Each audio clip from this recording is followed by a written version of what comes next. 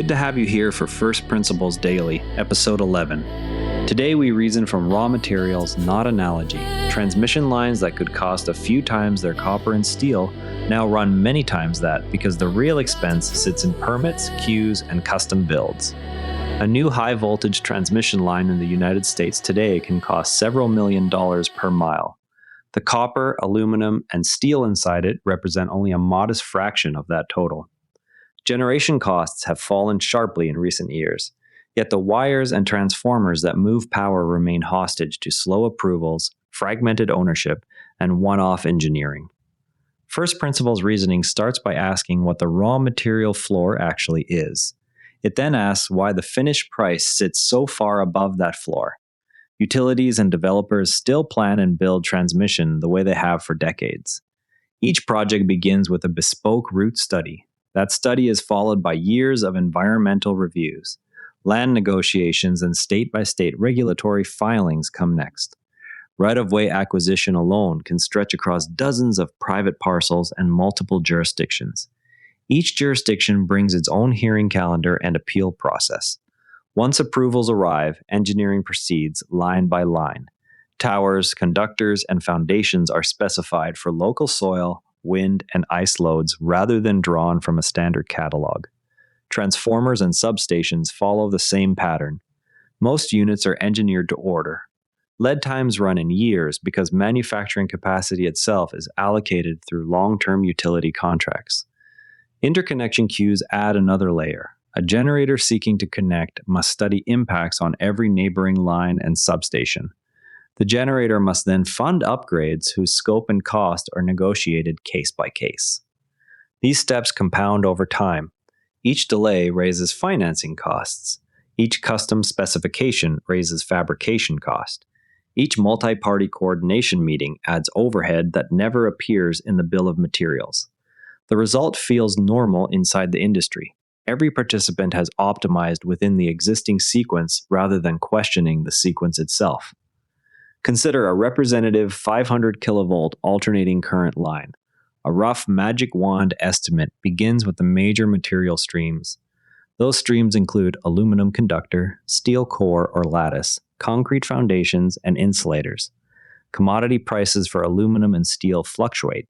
Published market data place the contained metal value for a typical double-circuit mile in the low six figures when measured at recent averages. Adding the concrete, hardware, and insulators brings the raw material floor to perhaps a few $100,000 per mile. This remains an estimate that ignores forming energy and transport. Published project costs for recent U.S. lines range from roughly $1 to several $1 million per mile, once land, engineering, and construction are included. Dividing those reported totals by the material floor produces an idiot index on the order of 5 to 15.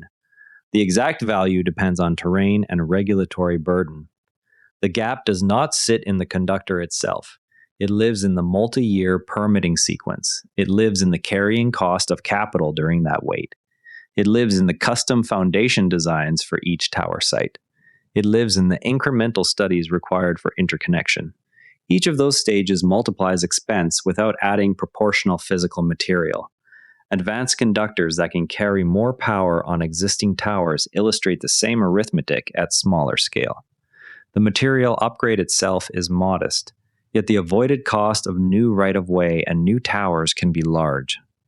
Those items dominate the idiot index. A redesign would attack the highest multiplier steps first. Standardized tower families and foundation modules, pre-qualified across common soil types, could shrink engineering hours. They could allow factories to stock rather than build to order. Advanced conductors and grid-enhancing technologies such as power flow controllers would increase capacity on corridors already permitted. This lowers the effective idiot index by raising throughput without new land. High-voltage direct current links could move large blocks of power over long distances with fewer lines and narrower rights-of-way. Converter stations themselves would need to move down their own cost curve through modular designs. On the interconnection side, pre-computed hosting capacity maps and automated study processes could replace sequential, project-by-project analysis. None of these moves removes the hard constraints of siting, wildlife corridors, or community opposition. Those remain genuine limits set by physics and politics.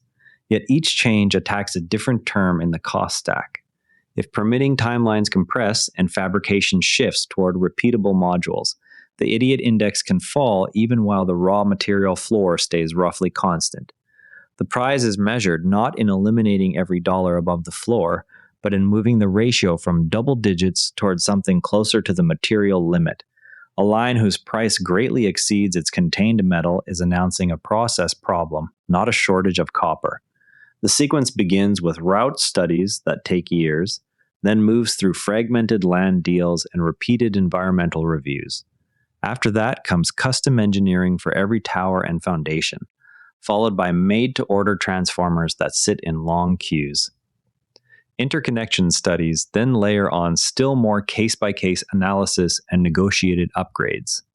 Each of these steps multiplies the final price without adding much extra material. Questioning the sequence of approvals and custom builds before optimizing the conductor itself is the first step toward closing the gap.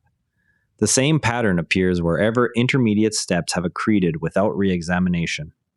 Tomorrow we will examine another domain where the raw material floor and the finished price have drifted far apart. Who will be the first to publish a full cost stack for a standardized transmission corridor and show the arithmetic in public? That's First Principles Daily for today. If this changed how you see what things cost, share it with someone who'd appreciate it, and subscribe wherever you listen. I'm Patrick in Vancouver. One example or one opportunity every day. See you tomorrow. And if you'd rather watch than listen, find us on YouTube at Nerra Network. Links in the show notes. This episode used AI voice synthesis of my voice. Editorial selection and analysis are my own. I'm about to prove